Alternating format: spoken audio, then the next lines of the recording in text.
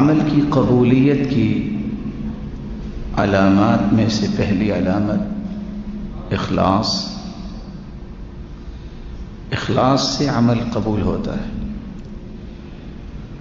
مالک ابن دینار کہا کرتے تھے کہ عمل کی قبولیت کی ایک یہ بھی علامت ہے کہ انسان کے اندر ادب و آداب آ جائے، بڑے کو ملنے کا ادب اور چھوٹے سے شفقت کرنے کا ادب، بات سننے کا ادب، کھانا کھانے کا ادب، انسان کی زندگی میں تغیر آ جانا، یہ اس کے عمل کی قبولیت کی نشانی ہے۔ من علامت قبول العمل ان یکون بالادب۔ اور تیسری نشانی عمل کی قبولیت کی یہ ہے کہ انسان نے جو عمل کیا ہوتا ہے قبول ہونے کے بعد اس سے بھی بڑھ چڑھ کی کوشش کرتا ہے کہ میں نے یہ عمل کرنا ہے۔ قرآن مجید میں اللہ تعالیٰ نے اس کی مختلف مثالیں پیش کی ہیں۔ والذین اہتدوا ھدی، جس کو اللہ تعالیٰ ہدایت دے دے، والذین اہتدوا زادہم ھدی وآتاہم تقواہم، ہدایت یافتہ جو بن جاتے ہیں وہ ہمیشہ اپنے سفر کو جاری رکھتے ہیں اور تقوی کی طرف سفر کر رہے ہوتے ہیں۔ اور اللہ رب العزت نے والذین جاہدوا فینا لنہدینہم سبلنا، جو کوشش کرتا ہے ہم اسے راہ ضرور دکھاتے ہیں۔ مفسرین لکھتے ہیں کہ اس کو راہ کیا دکھاتے ہیں؟ مزید اس کے لیے عمل کی راہوں کو آسان کر دیتے ہیں۔ اور رسول اللہ صلی اللہ علیہ وسلم کا فرمان ہے ان الصدق یہدی الی البر وَإِنَّ الْبِرَّ يَهْدِي إِلَى الْجَنَّةِ، سچ ہمیشہ خیر کی رہنمائی کرتا ہے اور خیر انسان کو جنت کی طرف لے جاتی ہے۔ وَإِنَّ الرَّجُلَ لَيَصْدُقُ حَتَّى يُكْتَبَ عِندَ اللَّهِ صِدِّيقًا، جو بندہ سچ بولتا ہے تو سچ بولتا رہتا یہاں تک کہ اللہ کے ہاں اس کا نام صدیقین میں لکھا جاتا ہے۔ وَإِنَّ الرَّجُلَ لَيَكْذِبُ، بندہ جب جھوٹ بولتا ہے تو جھوٹ جو ہے إِنَّ الْكَذِبَ يَهْدِي إِلَى الْفُجُورِ وَإِنَّ الْفُجُورَ يَهْدِي إِلَى النَّارِ، جھوٹ ہمیشہ انسان کو برائی کی طرف لے جاتا ہے اور برائی انسان کو جہنم کی طرف لے جاتی ہے۔ وَإِنَّ الرَّجُلَ لَيَكْذِبُ حتی یکتب عند اللہ کذابا، بندہ جھوٹ بولتا رہتا ہے یہاں تک کہ اس کا نام ہی جھوٹے لوگوں میں اللہ تعالیٰ لکھ دیتے ہیں۔ اس لیے قبولیت عمل کی نشانی اور علامت ہے انسان کے اندر اخلاص آ جائے، انسان کے اندر ادب و آداب آ جائے اور انسان پہلے سے زیادہ نیکی کی رغبت اپنے اندر پیدا کر لے۔ عبداللہ ابن عباس رضی اللہ تعالیٰ نے ایک عجیب نیکی اور اس کی ایک نشانی بیان کی ہے۔ وہ کہا کرتے تھے جب نیکی قبول ہو جاتی ہے تو 5 نشانیاں انسان کے جسم میں بھی پیدا ہوتی ہیں، ظاہر ہوتی ہیں۔ ان للحسنۃ ضیاء فی الوجہ ونورا فی القلب، جب انسان نیکی کرتا ہے اور نیکی قبول ہو جاتی ہے اس کی وجہ سے اس کا چہرہ ٹمٹمانے لگ جاتا ہے، اس پہ عجیب سی رونق آ جاتی ہے۔ وضیاء فی القلب، اور اس کا دل بھی روشن ہو جاتا ہے۔ وقوۃ فی البدن، اس کے جسم میں بھی طاقت آ جاتی ہے۔ وسعۃ فی الرزق، اور وہ اپنے مال و دولت میں بھی وسعت اور فراوانی محسوس کرتا ہے۔ ومحبۃ فی قلوب الخلق، اور لوگوں کے دل میں اللہ تعالیٰ اس کی محبت پیدا کر دیتے ہیں۔ نورا فی الوجہ، یہ چہرے کی روشنی کیا ہے؟ اس کی توجیہ کرتے ہوئے علماء لکھتے ہیں اللہ نے جس کو بھی پیدا کیا ہے خوبصورت پیدا کیا ہے، لیکن چہرے کی بشاشت، مسکراہٹیں بکھیرنا، ادخال السرور فی قلب مسلم صدقہ، کسی مسلمان کے دل میں خوشی پیدا کرنا بہت بڑا صدقہ ہے۔ تبسمک فی وجہ اخیک لک صدقہ، جب اللہ تعالیٰ نیکی قبول کرتے ہیں تو اس کے دل میں ایسی خوشی پیدا کرتے ہیں جس کا اظہار مسکراہٹوں اور بشاشت کے ساتھ وہ انسان دنیا کے سامنے کرتا ہے، ہر وقت خوش، یوں لگتا ہے کہ دنیا میں اس سے بڑا انسان جو ہے وہ سکون اور وقار والا ہے ہی کوئی نہیں، اس کو دنیا کا غم ہے ہی کوئی نہیں۔ یہ خوشی ہر ایک کو نصیب نہیں ہوتی۔ وَنُورٌ فِي الْقَلْبِ، دل میں روشنی کیا ہے؟ ہر وقت اللہ کے وعدوں پر امید، پریشانی کو نہیں۔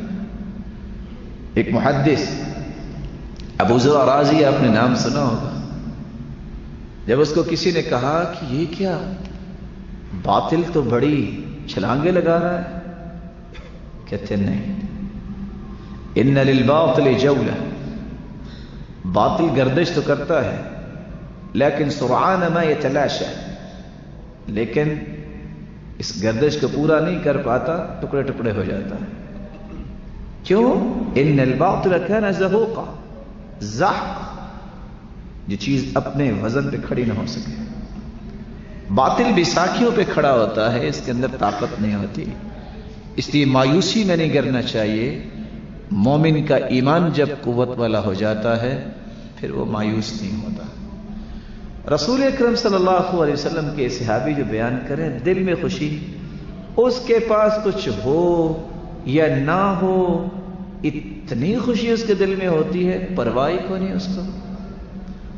اور یاد رکھنا، امیر انسان مال سے نہیں بنتا، امیر دل سے بنتا ہے۔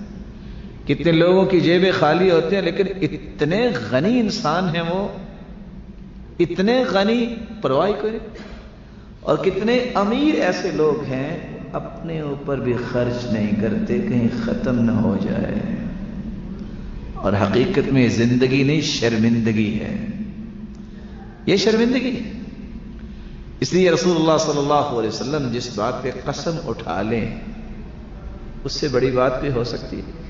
ساری دنیا کی صداقت اکٹھی کر لیں، اللہ کے رسول کی عام ایک بات کی صداقت کا مقابلہ نہیں کر سکتی، اور جس پہ اللہ کے رسول قسم اٹھا لے، ثلاث اقسم علیہن ما نقصت صدقۃ من مال، اللہ کی قسم، یہ کون کہہ رہے ہیں؟ اللہ کے رسول صلی اللہ علیہ وسلم، ما نقصت صدقۃ من مال، اللہ کی قسم، جو صدقہ کرتا ہے اس کا مال کم نہیں ہوتا، زیادہ ہوتا ہے۔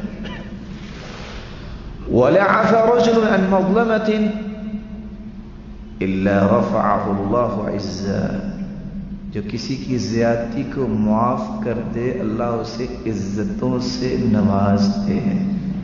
یہ قسم کس نے اٹھائی ہے؟ اللہ کے رسول صلی اللہ علیہ وسلم۔ وَلَا فَتَحَ رَجُلٌ عَلَى نَفْسِهِ بَابَ مَسْأَلَةٍ إِلَّا فَتَحَ اللَّهُ عَلَيْهِ بَابَ فَقْرٍ، اور جو شخص اللہ کے علاوہ کسی اور کے سامنے کشکول گدائی رکھتا ہے اللہ اس پہ اتنے ہی فقیری کے دروازے کھول دیتے ہیں۔ اس لیے وَنُورٌ فِي الْقَلْبِ، دل میں جو خوشی پیدا کرنی ہے یہ بہت بڑی نعمت ہے، اور یہ اس نیکی کا نتیجہ ہوتا ہے جس نے اللہ کی رضا کے لیے نیکی کی، اللہ نے اسے قبول کر لی۔ وَقُوَّةً فِي الْبَدَنِ، بعض لوگ بہت موٹے تازے ہیں لیکن وہ نماز کے لیے بھی نہیں اٹھ سکتے، اور امام غزالی کہا کرتے تھے جو ایمان تیرا تجھے گھر سے اٹھا کے مسجد تک نہیں لا سکتا وہ تجھے پل صراط سے گزار کیسے جائے گا۔ لیکن بعض لوگ کتنے کمزور ہوتے ہیں، قوت سے مراد جسمانی قوت نہیں ہے، یہ اصل میں ایمانی قوت ہے، جسم اس کا تابع ہوتا ہے، عبداللہ بن مسعود رضی اللہ تعالیٰ عنہ اپنے استاد کے ساتھ جا رہے تھے، درخت پہ چڑھے مسواک اتارنے کے لیے، تو اتنے نحیف تھے، فجاءت الریح، جب ہوا آئی تو ان کی ٹانگیں کانپنے لگ گئی، اتنی باریک پنڈلیاں تھیں، تو صحابہ مسکرانے لگ گئے۔ آپ صلی اللہ علیہ وسلم نے فوراً بھانپ لیا کہ یہ مسکرائے کیوں؟ فرمایا مما تضحکون، اب کیوں مسکرا رہے ہیں؟ او من دقت ساقی، باریک پنڈلیوں کو دیکھ کے، والذی نفسی بیدہ انہما اثقل فی المیزان من جبل احد، اللہ کی قسم یہ دو پنڈلیاں احد پہاڑ سے بھی وزنی ہیں قیامت کے دن۔ احد پہاڑ کا کسی نے وزن کیا؟ اب وہ باریک پنڈلیوں کا وزن کتنا نکلا؟ قوت اصل یہ ہے کہ انسان دین کے لیے کھڑا ہو جائے۔ قوت یہ نہیں ہے کہ انسان کے پاس طاقت بہت ہے لیکن وہ قرآن بھی نہیں پڑھ سکتا، اس کے اتنی طاقت، اتنا بہادر، اتنی قوت، لیکن اس کے ہاتھ بھی دعا کے لیے نہیں اٹھتے۔ اتنی طاقت کہ اگر کسی کو ایک جو وہ ہاتھ بند کر کے گھونسا لگا دے تو موت واقع ہو جائے، لیکن اس کی طاقت اتنی بھی نہیں ہے کہ زبان حرکت کرے اور کہے لا الہ الا اللہ، استغفر اللہ، اللہ اکبر، لا حول ولا قوت الا باللہ۔ قوتا فی البدن، نیکی کی قبولیت کی نشانی یہ ہے کہ جسم میں قوت آ جاتی ہے۔ اور اللہ کی قسم اگر آپ سلف کی باتیں پڑھیں آپ حیران ہوں گے کتنی زندگی تھی اور کام کتنا کر گئے۔ شیخ محترم بیٹھے ہیں، امام نووی کتنی عمر میں فوت ہوئے؟ امام نووی کتنی عمر میں فوت ہوئے؟ صحیح مسلم کی شرح لکھنے والے، ریاض الصالحین لکھنے والے، یعنی یہ کوئی عمر ہے کہ 34-36 سال؟ اور سیبوی جو اتنا بڑا امام گزرا کتنی عمر لے کے گیا؟ صرف 32 سال کی عمر میں فوت ہو گیا۔ اور امام سیوطی کو دیکھیں جس کا نام ہی ابن المکتبہ تھا، لائبریری کا بیٹا، اس نے صرف 1052 کتابیں لکھی ہیں، صرف 1052 کتابیں لکھی۔ اور حیرانگی کی بات یہ ہے کہ ہم ایک مرتبہ بیٹھ کے 1092 کی گنتی نہیں گنی ہوگی کسی نے، اور انہوں نے اتنی کتابیں لکھی ہیں۔ یہ عقیدہ الواسطیہ جس کی شرح پڑھاتے ہوئے سارا سال لگ جاتا ہے مدارس میں، امام ابن تیمیہ رحمۃ اللہ علیہ اس کا متن لکھنے کے لیے کتنا وقت لیتے ہیں؟ وقت میں برکت آتی ہے تو نیکیاں جب قبول ہوتی ہیں۔ وسعۃ فی الرزق، چوتھی نشانی رزق میں فراوانی نظر آتی ہے۔ فراوانی کیسے؟ مال نہیں بھی ہے اتنے خوش، لو جی اللہ کی رحمت ہے۔ اس کو اصل میں یقین ہوتا ہے کہ کیا میرا رب مجھے محروم کر دے گا؟ یہ جو یقین ہے یہ انسان کو دور تک لے جاتا ہے۔ اور یاد رکھنا اللہ کے رسول کا فرمان ہے، صحیح الجامع کی روایت ہے، صلاح اول هذه الامه بالزہد والیقین، امت کے پہلے لوگوں کو اللہ تعالیٰ نے اگر کسی صلاحیت سے نوازا تھا تو ان کے اندر یا زہد تھا یا یقین تھا۔ وَيَهْلَكُ آخِرُهَا بِالْبُخْلِ وَالْعَمَلِ، اور امت کے آخری لوگ ہلاک ہوں گے تو لمبی امیدوں اور بخل کی وجہ سے۔ وَأَيُّ دَاءٍ أَدْوَى مِنَ الْبُخْلِ، بخل سے بڑھ کے کوئی بھی بیماری نہیں۔ یزید بن مہران جب باہر نکلتے تو اس کو دے، اس کو دے، اس کو دے۔ بھانجا پوچھتا ہے مامو جان آپ ہر ایک کو مال تقسیم ہی کرتے پھرتے ہیں، آپ کا گزارا کیسے ہوتا ہے؟ تو عارف باللہ اس کو کہتے ہیں، کہتے ہیں بیٹا جتنا میں دیتا ہوں مجھے اس سے زیادہ اللہ دے دیتے ہیں۔ کہا وہ کیسے؟ کہا یہ مقابلہ ہے، انفق علیک، اور آپ بھی اس مقابلے کو سمجھیے۔ اگر آپس میں ہم مقابلہ کریں تو ظاہر ہے ایک جیتے گا۔ اگر اللہ فرمائے چلو بھائی یا ابن آدم انفق علیک، اے آدم کے بیٹے تم میری راہ میں خرچ کرو میں تجھ پہ خرچ کروں گا، کون جیتے گا؟ خالق کے مخلوق۔ اب اس نے کیا کیا؟ بھانجے نے جلدی سے گھر گیا، مال لیا، اس کو دے، اس کو دے، واپس آ گیا دوسرا دن، تیسرا دن۔ کہتے ہیں مامو جان مجھے تو نہیں ملا۔ کہتے بیٹا اللہ آزمانے کے لیے نہیں ہے، اللہ پہ یقین کریں تو ملتا ہے۔ آزمانے کے لیے ایسے کام نہیں کرتے کہ بھلا اللہ دیتا ہے کہ نہیں دیتا. یقین ہوگا تب. سعتن فی الرزق، تھوڑا مال ہونے کے باوجود انتہا درجہ کی برکت جو ہے وہ انسان کے مال میں آ جاتی ہے. کب؟ جب اللہ کو پسند آتا ہے. ومحبۃ فی قلوب الخلق، لوگوں کے دلوں میں محبت یہ نیکی کی قبولیت کی علامت ہے. آپ کھربوں روپیہ خرچ کر لیں، لوگوں کے دلوں میں محبت پیدا نہیں کر سکتے. اگر لوگوں کے دلوں میں محبت پیدا کرتے ہیں اللہ تعالیٰ تو یہ اللہ کے حکم سے ہوتا ہے، یہ انسان کی وجہ سے نہیں ہوتا. اس لیے اللہ کے رسول صلی اللہ علیہ وسلم نے فرمایا ان للہ ملائکۃ،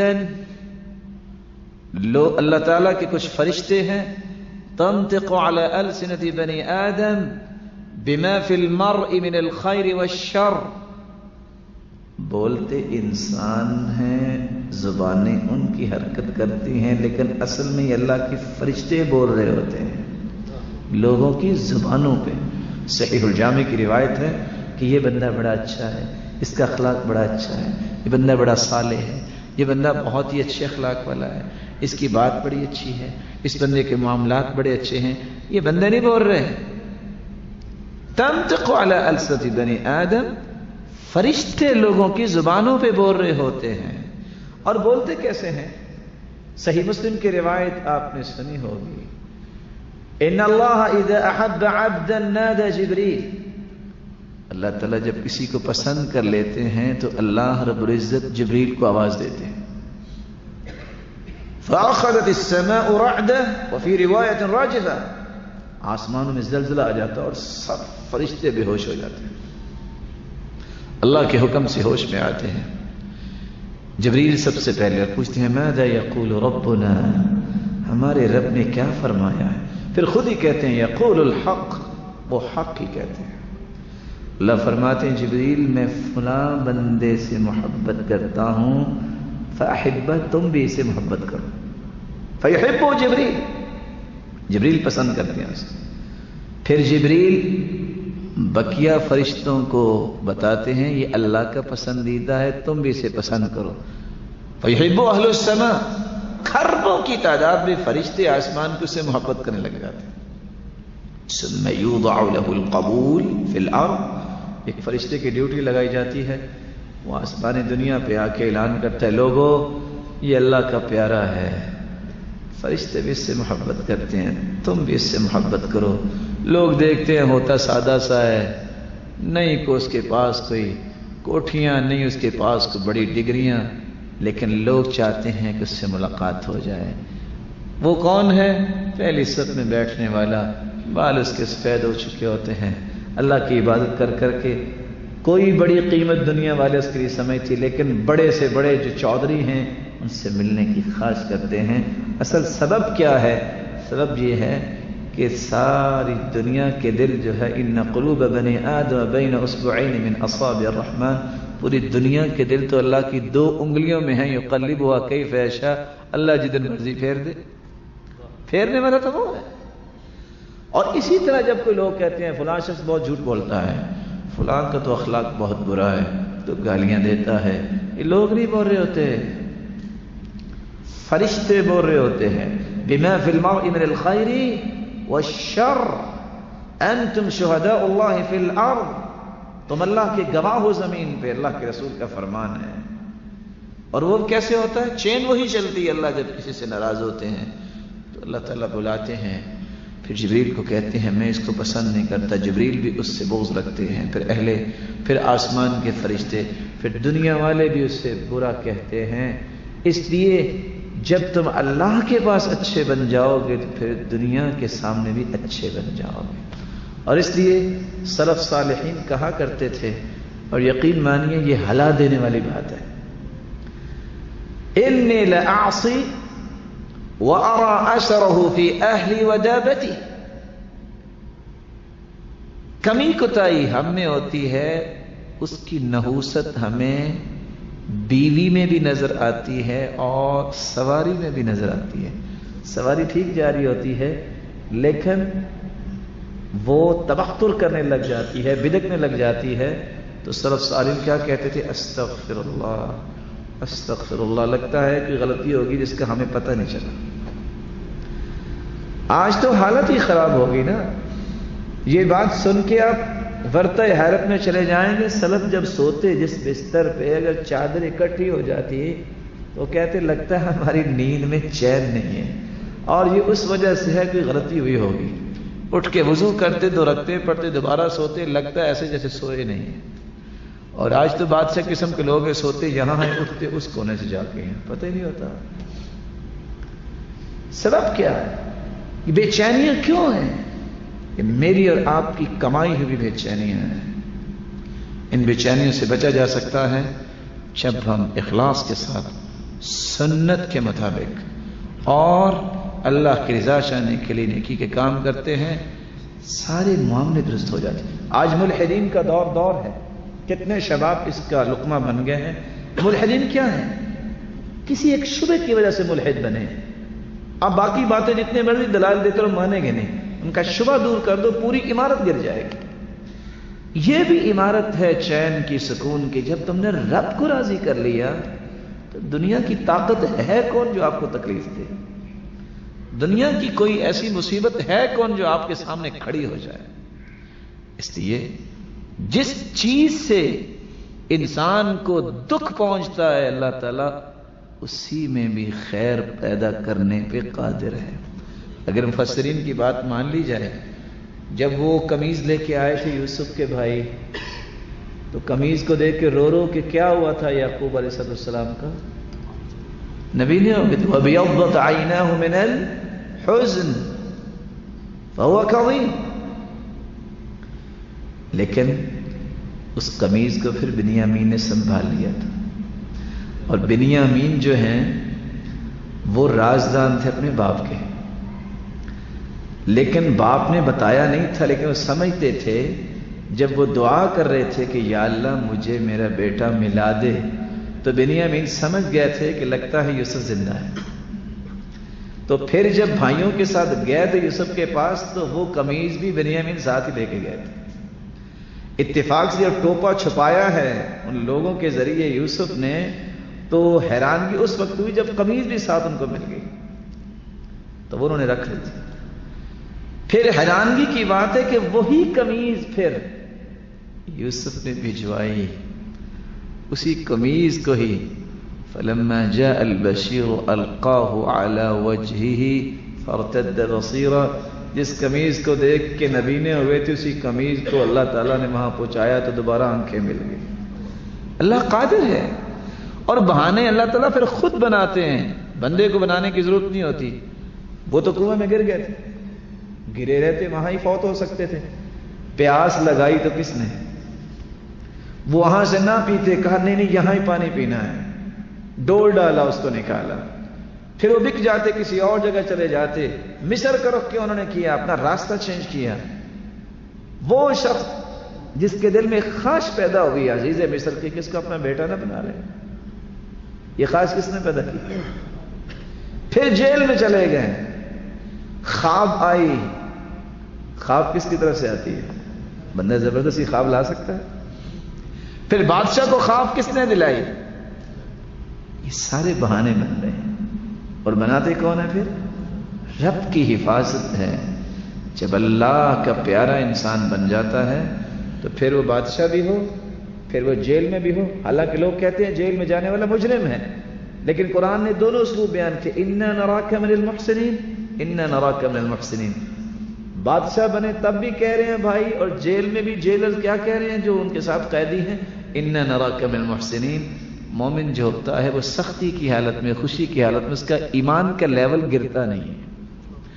دونوں حالتوں میں کیا کہہ رہے ہیں؟ اِنَّا نَرَاكَ مِنَ الْمُحْسِنِينَ اِنَّا نَرَاكَ مِنَ الْمُحْسِنِينَ۔ اور میں سوچتا ہوں کہ ویسے تو خوبصورتی اللہ تعالیٰ نے دی تھی، لیکن دل بھی بڑا خوبصورت دیا تھا۔ دل اتنا خوبصورت، پتہ چل گیا کہ یہ وہی بھائی ہیں جنہوں نے تھپڑ مارے، یہ وہی ہیں جنہوں نے میری موت کی خواہش کی۔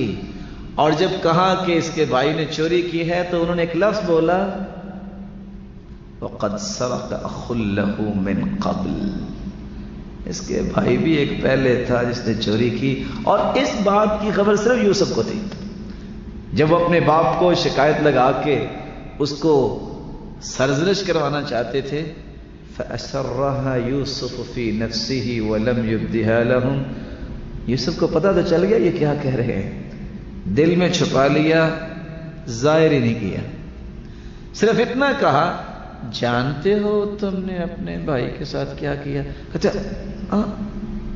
اِنَّكَ لَأَنْتَ يُوسُف، کیونکہ ان کو ہی پتا تھا کہ صرف یوسف کو بتاؤ اور کسی کو پتا ہی نہیں اس گیم کا۔ فَأَسَرَّهَا يُوسُفُ فِي نَفْسِهِ وَلَمْ يُبْدِهَا لَهُمْ، چھپا تو لیا لیکن ایک اشارہ دے دیا، جانتے ہو بھائیوں تم نے اپنے بھائی کے ساتھ کیا کیا؟ فوراً سمجھ گئے، کہتے ہیں اِنَّكَ لَأَنْتَ يُوسُف۔ تو پھر یوسف نے طاقت آنے کے بعد یہ نہیں کہا کہ اب میں تمہیں مزہ چکھاؤں گا، تم ہی تھے، تم نے مجھے زیادہ مارا تھا، تم نے تھوڑا مارا تھا، تم نے یہ کیا تھا، آنکھوں کے سامنے تھا سر۔ تو یوسف نے کہا قال انا یوسف وهذا اخی قد من اللہ علینا انه من يتقی ويصبر فان اللہ لا يضيع اجر المحسنین، جو صبر کرتا ہے، جو تقوی اختیار کرتا ہے، اللہ اسے ضائع نہیں کرتے۔ جاؤ تجھے معاف کیا۔ اس لیے نیکی جو ہے اس کے قبولیت کا اظہار جسم پہ بھی ہوتا ہے، اور ساتھ ہی عبداللہ بن عباس فرماتے ہیں ان للسیئۃ سوادا فی الوجہ، جب انسان کی نیکی قبول نہیں ہو رہی ہوتی اس کی بھی 5 نشانیاں، برائی کی ہے اس نے، توبہ نہیں کی اس نے، یہ توبہ اپنے اعتبار سے کی ہے اور توبہ قبول نہیں ہوئی اس کے چہرے پہ سیاہیاں چھا جاتی ہیں، بے رون کی، قلق، اضطراب۔ کیا وجہ ہے؟ رب کو اس نے راضی نہیں کیا۔ وَظُلْمَةً فِي الْقَلْبِ، دل میں اندھیرا چھا جاتا ہے، کیا بنے گا میرے بچوں کا، کیا بنے گا، فیوچر پلاننگ کیا کروں، کیا بنے گا، زیادہ سے زیادہ قبر بنے گی، مقبرے کی تو بنانے جائز ہی نہیں، زیادہ سے زیادہ قبر ہی بنے گی، کیا بنے گی؟ جس نے تجھے پالا ہے، تجھے پیدا کیا ہے، وہ تیرے بچوں کی بھی حفاظت کرنے والا ہے۔ اور یاد رکھنا، اور اس مجلس کا پیغام سمجھنا اس نقطے کو، جب والدین نیک ہو جاتے ہیں پھر اولادوں کو اللہ ضائع نہیں کرتے۔ والدین جب نیک ہو جاتے ہیں اولادوں کو اللہ ضائع نہیں کرتے، شرط یہ ہے کہ انہیں کوشش کی ہو کہ میری اولاد نیک بنے۔ آپ کو یاد ہوگا وَأَمَّا الْجِدَارُ وَكَانَ لِغُلَامَيْنِ يَتِيمَيْنِ فِي الْمَدِينَةِ وَكَانَ تَحْتَهُ كَنْزٌ لَهُمَا وَكَانَ أَبُوهُمَا صالحہ کے لفظ ہیں، نبیہ کے لفظ نہیں۔ بندہ نیک تھا، اس کے 2 بیٹے تھے، خزانہ دیوار کے نیچے تھا، دیوار گر گئی، فیوچر پلاننگ اللہ نے کیسے کی؟ نیک بندہ اگر کروڑ بھی جمع ہو جائے نبی کا مقابلہ نہیں کر سکتا، 1 کروڑ صالح انسان ہو ایک نبی کا مقابلہ نہیں کر سکتا، لیکن بندہ نیک ہے، اللہ نے 2 نبیوں کو مزدور بنا کے بھیجا کہ جاؤ میرے نیک بندے نے خزانہ چھپایا ہے، موسیٰ اور خضر کی ذمہ داری لگائی، یہ وحی کے تابع تھا، وما فعلت عن امری ذلك تأویل، یہ اپنی مرضی سے نہیں خضر کر رہے تھے، دونوں کو بطور مزدور نبیوں کو لگایا کہ دیوار کھڑی کرو، کہیں میرے بندے کے خزانے کو کوئی اور نہ لے جائے، یہ جوان ہوں گے بچے تو ان کو ہی ملے۔ جو صالح انسان کی اولاد کی حفاظت کری، انبیاء کو مقرر کرنے پہ قادر ہے، وہ ہمیں ضائع کر دے گا؟ یہ کیسے ہو سکتا؟ اصل بات یہ ہے کہ ہمارا ایمان کمزور ہوتا ہے تو پریشانی ہوتی ہے۔ وہ موسیٰ علیہ السلام بیچارے چھڑاتے موسیٰ تو تھا ان میں، وہ ایک لگا بیٹھے ہوں گے، فَوَكَزَهُ مُوسَىٰ فَقَضَىٰ عَلَيْهِ، عام بندے کی لگانے اور موسیٰ کی لگانے میں شاید کوئی فرق ہوگا، وہ بندہ فارغ ہو گیا، دشمن پیچھے، آگے پتہ نہیں جانا کدھر ہے، کھڑے ہیں۔ قال رب انی لما انزلت الی من خیر فقیر، بس دعا کی ہے اور نیکی کا کام کیا. نیکی کا کام کیا کیا ہے؟ سارے لوگ پانی پلا رہے تھے. وہ 2 نیک پاکیزہ بیٹیاں جو نبی کی بیٹیاں تھیں، جانوروں کو پانی پلانے کی کوشش کر رہی تھی، لیکن وقت نہیں میرے تھا، کھڑی تھی. انہوں نے پتھر ہٹایا، ان کو پانی پلا دیا. نیکی کی ہے. ہم کہتے ہیں نیکی کا بدلہ ہمیں یہی ملنا چاہیے. ہم بہت چھوٹا بدلہ لینا چاہتے ہیں. اللہ کتنا دینا چاہتے ہیں؟ اگر آج کسی کی نوکری ختم ہو جاؤ، کہتے ہیں بس مارا گیا، موت آ گئی. آج اگر کسی کی نوکری نہ ملے، کہتے ہیں کیا بنے گا؟ کچھ بھی نہیں. کیا بنے گا؟ اللہ ایسے راضی ہیں تو ہم بھی راضی ہیں. اور یہ کیسے ہو سکتا ہے اللہ تعالیٰ کلب کو، خنزیر کو کھلائے اور اپنے سامنے جھکنے والے کو محروم کرے؟ یہ کیسے ہو سکتا ہے؟ لیکن اس کا یقین چاہیے. اب اتنی بات کہی ہے، اللہ تعالیٰ نے 3 آفریں فوراً پیش کر دی، پیکج پیش کیا. سب سے بڑی خواہش انسان کی ہوتی ہے، جوان ہو گیا ہوں، نوکری مل جائے. نوکری ملے گی تو پھر شادی ہوگی نا، شادی ہوگی تو پھر ہی کوئی کھانا پکے گا نا، کوئی پیسہ ہوگا تو گھر میں کوئی چولہا گرم ہوگا نا. موسیٰ علیہ السلام کا یہ قصہ میں ادباً کہوں گا کہ ایک مرتبہ ضرور پڑھیے گا. سورۃ القصص جو ہے، سورۃ القصص، اس کے پہلے 3 رکوع ضرور پڑھیے گا. ایک وقت نکالیجیے. وہی بیٹیاں آئیں کہ باپ بلا رہا ہے. حیا دیکھیے. کہا میں آگے چلوں گا، تم پیچھے چلو تاکہ نظر نہ پڑے. پہلا پیکج کیا پیش ہوا؟ اگر تم اتنے سال بکریاں چراؤ تو میں ایک بیٹی کا نکاح تیرے ساتھ کر دوں گا. نوکری بھی مل گئی، کھانا بھی مل گیا، شگا بھی کرائے پہ لینے کی ضرورت نہیں پڑی. اور اصل بات یہ تھی کہ طبیعت بنانی تھی کہ کل کو نبوت کا تاج سجانا تھا. اللہ تعالیٰ نے نبی کی صحبت بھی دے دی. جو ہی 7 سال مکمل ہوئے، نکاح بھی ہو گیا. آپ حیران ہوں گے کہ نوکری کے ساتھ پیکج تینوں مل گئے ہیں. گئے ہیں ذرا چلو کوئی آگ تپانے کے لیے، ذرا چلتے ہیں. تو اللہ کی طرف سے حکم آ گیا، فَاخْلَعْنَ عَلَيْكَ إِنَّكَ بِالْوَادِ الْمُقَدَّسِ طُوًى. موسیٰ تم کسی عام جگہ پہ نہیں ہو، گئے تھے آگ لینے کے لیے. روشنی اللہ نے کیسی روشنی دی؟ نبوت کا تاج سر پہ سجا دیا. کون تھا ان کا؟ کوئی ان کا ذمہ دار کون تھا کفالت کرنے والا؟ اور میں تو حیران ہوں کہ اس سورت کے شروع میں اللہ تعالیٰ نے جو قصہ بیان کیا ہے، وہ چھوٹا سا بچہ جس کو تابوت میں بند کر کے ماں نے سمندر کے حوالے کر دیا. کیسا ایمان ہے! وہ کیسے پانی میں تیرتا ہوا بند ہوا، کیسے اس کا دم گھٹ بھی نہیں ہوا، اور پھر کیسے چلتے چلتے دوبارہ ماں کے پاس ہی اللہ لے کے آئی. اور بہانے کیسے بنائے ہیں؟ وقالت لأخته قصی، ماں نے بیٹی کی ذمہ داری لگائی. مرد نہیں ہے، عورت ہے، میچور نہیں ہے کہ اس کی عمر کو 40 سال ہو کہ بہت فہیمہ ہے اور بہت سمجھدار ہے. کہا بیٹی خیال کرنا. کیسی عقل تھی اس بیٹی کی، کیسے دیکھ رہی ہوگی کہ کہاں سے چلتا آ رہا ہے چلتا آ رہا ہے. اور بتایا نہیں یہ کون ہے. دیانتداری اس بچی میں دیکھیے.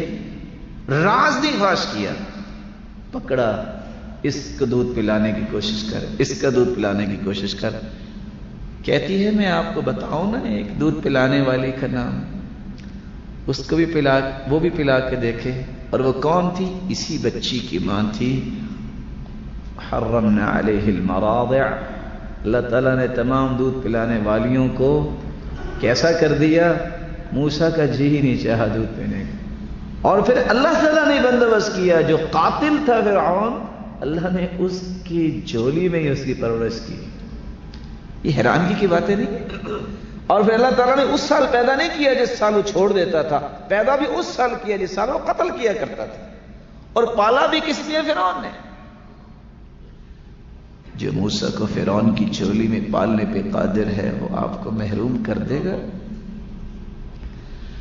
وَإِنَّ لِلسَّيِّئَةِ سَوَادًا فِي الْوَجْهِ وَظُلْمَةً فی القلب، برائی جب کرتا ہے تو انسان کے دل پہ اندھیرے چھا جاتے ہیں، اس کا مستقبل تاریک نظر آتا ہے، لیکن جس کے اندر ایمان ہوتا ہے اس کا مستقبل ہمیشہ روشن نظر آتا ہے۔ تیسری نشانی وَوَهْنًا فِي الْبَدَنِ، بہت قوت ہونے کے باوجود جسم میں لاغری آ جاتی ہے، جسم کمزور ہو جاتا ہے، جسمانی طور پہ نہیں۔ کیسی کمزوری؟ اس کا ہاتھ قرآن کی طرف جاتا ہی نہیں ہے۔ اس سے بڑی لاغری بھی کوئی ہے؟ اس کی زبان ذکر کرنے کے لیے تیار ہی نہیں ہوتی، اس کا دماغ نیکی کرنے کے لیے سوچتا نہیں ہے۔ اور سچ کہا اللہ کے رسول صلی اللہ علیہ وسلم نے، قیامت کے دن اعمال تو تولے جائیں گے، اقوال بھی تولے جائیں گے، اور رجسٹر بھی تولے جائیں گے، اور بندے بھی تولے جائیں گے۔ انه ليأتي الرجل العظيم السمين لا يزن عند الله جناح بعوضة، ایک موٹا تازہ قیامت کے دن انسان لایا جائے گا، جب اس کا وزن کیا جائے گا تو مچھر کے پر جتنا بھی اس کا وزن نہیں ہوگا۔ کیوں نہیں ہوگا؟ نیکی نہیں۔ وزن جو ہے بنتا ہے نیکیوں کے ساتھ۔ وَهْنًا فِي الْبَدَنِ وَضِيقًا فِي الرِّزْقِ، چوتھی سزا جو انسان کو ملتی ہے گناہ کی، وہ کیا ملتی ہے کہ وہ شخص اپنے رزق میں کمی محسوس کرتا ہے، مال ہونے کے باوجود واویلا، رونا، پیٹنا اور باتیں کرنا، کیا کریں، کیا بنے گا۔ اور بعض لوگوں کو تو ایسا دیکھا کہ آپ نے بھی دیکھا ہوگا، مال بہت ہوتا ہے لیکن اتنی شکایتیں، اور حیرانگی کی بات ہے، ہم دیہاتی سے لوگ ہیں، ایک شخص آیا، اس نے کہا جی دعا کریں 35 لاکھ روپے کا نقصان ہو گیا۔